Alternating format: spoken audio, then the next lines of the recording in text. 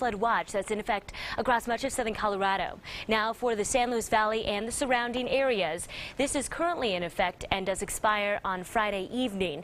Now for the other areas, including El Paso, Pueblo counties, everyone else highlighted in green for southern Colorado, this begins Thursday afternoon and continues through Friday evening. So bottom line for the San Luis Valley and the surrounding regions, we are continuing to track some very full streams just because of some recent snow melt across the region.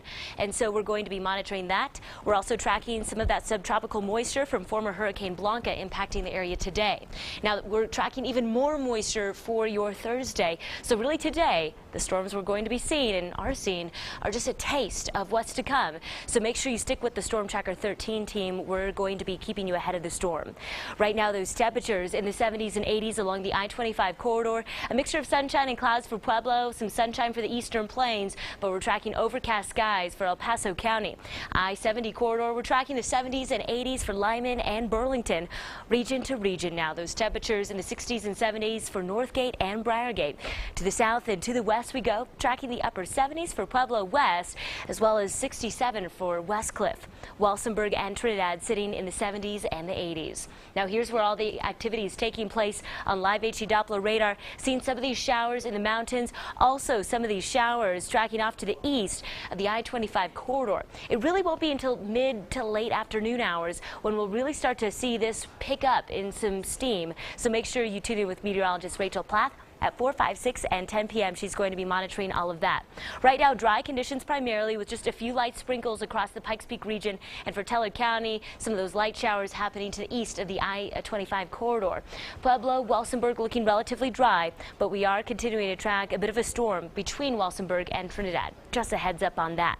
Here's a look at the timing of these storms via our Skycast. Mostly cloudy skies taking us throughout the afternoon. I'm saying a quarter after 2, we'll start to see some moderate to heavy rain near the Cripple Creek area. These storms tracking from the west-southwest, moving off to the northeast throughout the rest of the afternoon.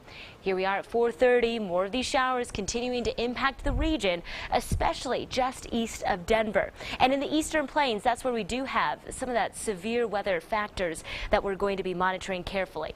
Now I'm saying during the dinner hours, Pueblo, you may start to see some of these showers just to the west of you, and also to the east. We'll be tracking all of this very carefully for you. Again, tune in with Rachel at 4, 5, 6, and 10.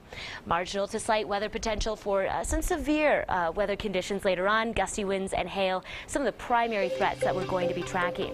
So I mentioned to you earlier, today is just a taste of what's to come. We'll be cooler on Thursday as well as Friday, with a good amount of showers late Thursday through Friday morning. We'll stay with those showers over the weekend with those afternoon storms taking place. Monday and Tuesday looking a bit wet and unsettled too. Over to Pueblo now, 85 tomorrow, 69 on Friday. Afternoon showers and thunderstorms both Saturday and Sunday. Over to Canyon City, it's a similar story. 79 tomorrow, 67 on Friday. We're staying soppy and soggy through Monday, and then mostly sunny skies anticipated by Tuesday. Finally, in Teller County, 68 is tomorrow's high, 57 on Friday. And yes, there you have it for the weekend. And I'll be doing a closer view at that weekend planner coming up next. All right, Abby, thanks. Yep. With all the rain we've seen lately, it's hard to believe anyone would be dealing with a water shortage. But it's happening in one northeastern Colorado town. Iliff has been without water for more than a week after